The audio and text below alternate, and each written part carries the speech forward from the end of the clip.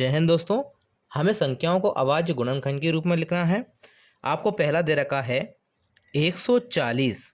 अब इसको अभाज्य गुणनखंड के रूप में लिखने के लिए सबसे छोटी अभाज्य संख्या से हमको भाग देना है। तो सबसे छोटी अभाज्य संख्या होती है 2।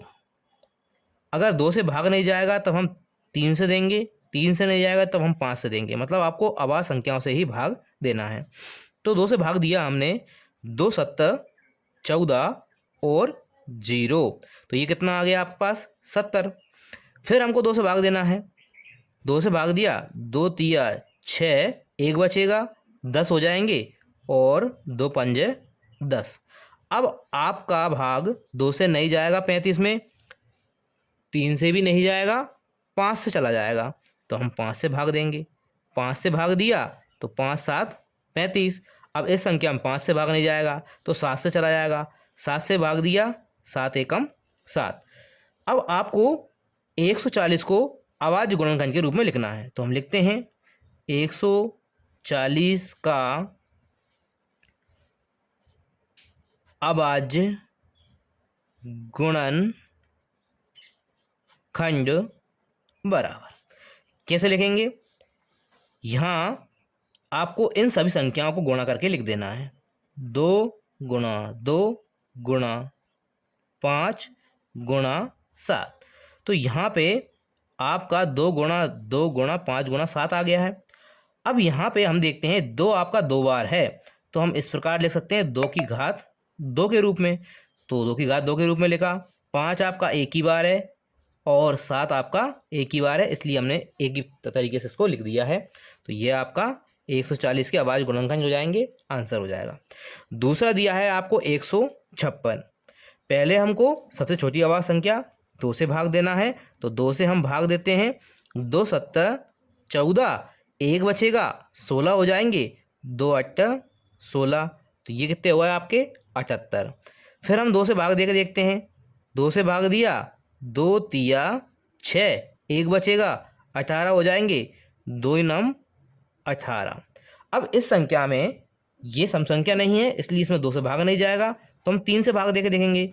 3 से भाग दिया, 3 एकम 3 और 3 तिया 9। ये आपका 3 से भाग चला गया। अब इस संख्या में ना 3 से भाग जाएगा, इसके बाद 3 के बाद 5 हमारे पास संख्या 5 से भी नहीं जाएगा, 7 से नहीं जाएगा, 11 से नहीं जाएगा, 13 से जाएगा। तो 13 खुद से चला जाएगा, 13 एकम 13। अब हमको क्या करना है? लिखते हैं हम 156 के अभाज्य गुणनखंड किस प्रकार आएंगे हमारे? इन सबको आपको गुणा के रूप में लिख देना है। तो 2 गुणा 2 गुणा 3 गुणा 13। अब यहाँ पे हम देखते हैं 2 आपका 2 बार है, तो हम 2 की घात 2 के रूप में लिख सकते हैं। 3 आपका एक ही बार है, 13 आपका एक ही बार है। तो यही आपके प्रश्न का उत्तर हो जाएगा। अगला है 3825। अब यहाँ हम देखते हैं इसमें आखिरी में सम संख्या नहीं है, मतलब आखिरी में हमारे पास 0 2 4 6 और 8 नहीं है। तो हम देखते हैं कि ये 3 से भाग जाएगा कि नहीं। तो हम 3 से भाग दे के देखेंगे। 3 से देखते हैं, 3 एकम 3, यहाँ 8 में देंगे, 3 दूनी 6, 2 बच जाएंगे, ये 22 हो जाएंगे। फिर 3 7 है 21, 1 बच जाएगा, 15 हो जाएंगे और 3 5 है 15। मतलब हमारा 3 से भाग चला जाएगा। एक बार हम 3 से भाग दे के देखते हैं। 3 चौके 12, 3 दूनी 6, 1 बचेगा, 15 हो जाएंगे, 3 5 है 15। अब इन संख्याओं को जोड़ कर देखते हैं हम। 5 6 7 और 4 11। 11 में 3 का भाग नहीं जाएगा, मतलब इस संख्या में 3 का भाग नहीं जाएगा। अब हमको क्या करना है? अगला हम 5 से देखेंगे। 5 से भाग चला जाएगा क्योंकि आखिरी में 5 है। तो 5 8 40 और 2 बचे 25 हो गए, 5 25। एक बार और हमारा 5 से भाग चला जाएगा क्योंकि आखिरी में 5 दे रखा है। 5 से भाग दिया, 5 एकम 5, 3 बचेंगे, 35 हो जाएंगे और 5 7 35 17। अब 17 में किसी का भाग नहीं जाता 17 को छोड़कर, क्योंकि ये एक अभाज्य संख्या है। 17 में 17 का भाग दिया, कितना आ गया? 1।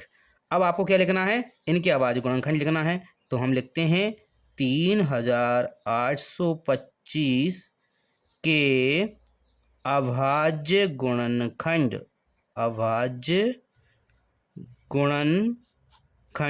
तो क्या क्या हो जाएंगे हमारे पास? इन सबको गुणा करके लिख देंगे। बराबर 3 गुणा 3 गुणा 5 गुणा 5 गुणा 17। यहाँ पे हमारा 3 दो बार आया है तो 3 की घात हम 2 लिख सकते हैं। 5 हमारा 2 बार आया है तो 5 की घात 2 लिख देंगे। इसी प्रकार 17 एक बार आया है, 17 को हमने एक बार लिख दिया है। ये आपका आंसर हो जाएगा। अगला है 5005। आपको क्या करना है, यहाँ हम भाग दे के देखेंगे 5 से, तो ये 5 एकम 5, फिर 0 0, इन दोनों में भाग नहीं जाएगा, फिर 5 एकम 5, तो 1001 हो गया। अब हमारा 5 से भाग नहीं जाएगा तो 5 के बाद 6 आवाज़ संख्या नहीं है, 7 आवाज़ संख्या है। 7 से भाग दे के देखते हैं। जब हम 7 से भाग देते हैं तो ये आएगा 7 एकम 7, बचेंगे हमारे पास 3, 30 हो जाएंगे। 7 चौके 28, 2 बचेंगे 21 हो जाएंगे, और 7 तिया 21, तो ये कितना हो गया आपके पास 143। अब 143 भाग किससे कटता है, 11 से। 11 से भाग दिया, 11 एकम 11, 3 बचेंगे 33 हो जाएंगे, 11 तिया 33, और 13 आपका 13 से ही कटता है। चूँकि ये आवाज़ संख्या है तो 13 एकम 13। लिखते हैं हम 5005 के अभाज्य गुणनखंड। अभाज्य गुणनखंड कितने आ जाएंगे आपके, इन सबका हमको गुणा कर देना है। तो ये हो जाएगा 5 गुणा 7 गुणा 11 गुणा 13। यहाँ सब एक बार आए हैं तो यही आपका क्या हो जाएगा, आंसर हो जाएगा। अंतिम प्रश्न है हमारे पास 7429। तो इसका हमको गुणनखंड निकालते हैं। पहले कैसे करेंगे, 7429 में 2 से भाग नहीं जाएगा, 3 से नहीं जाएगा, 5 से भी नहीं जाएगा, 7 से भी नहीं जाएगा, 11 से भी नहीं जाएगा, 13 से भी नहीं जाएगा। इसमें जाएगा आपका 17 से भाग। तो 17 चौके 68, हमारे पास बचते हैं 6, 6 पे 2 62 हो जाएंगे। 17 तिया 51, कितने बचते हैं हमारे पास, 11 बचेंगे, 119 हो जाएंगे, और 17 7 119। अब हो जाएंगे ये 437। 437 में हमारा 17 से भाग नहीं जाता, ये जाएगा 19 से। तो 19 से भाग देंगे तो ये कितनी बार चला जाएगा, 19 दूनी 38। आपके पास कितने बचते हैं, 5, 5 पे 7 57, तो 19 तिया 57। अब 23 में, चूँकि आवाज़ संख्या है, 23 में 23 का ही भाग जाएगा, ये आपका 1 आ जाएगा। तो हम लिखते हैं 7429 के अभाज्य गुणनखंड बराबर, इन सब का हम गुणा कर देंगे, 17, 19 और 23। अब ये एक बार है तो हम इसको एक ही बार लिखेंगे। ये आपका आखिरी प्रश्न का उत्तर हो जाएगा। इस प्रकार आप सभी अभाज्य गुणनखंड निकाल सकते हैं।